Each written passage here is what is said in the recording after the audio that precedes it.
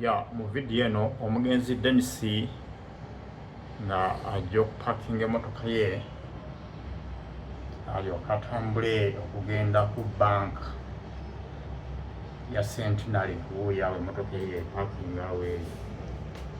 Alyoke atambule okuvamu okugenda ku banka ya Centenary gye yafunidde akabenje oluvannyuma nga avayo mu banka okukomawo ku mmotoka ye.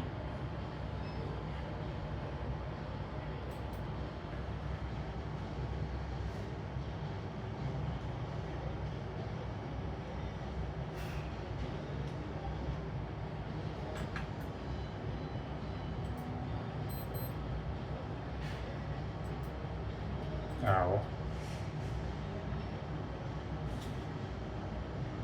abadde avudde mu mmotoka ye nga ajja atambula agenda mu banka.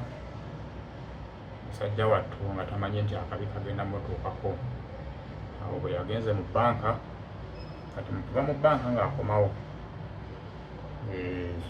embeera neyonooneka, kati ze mbuyaga kitalo.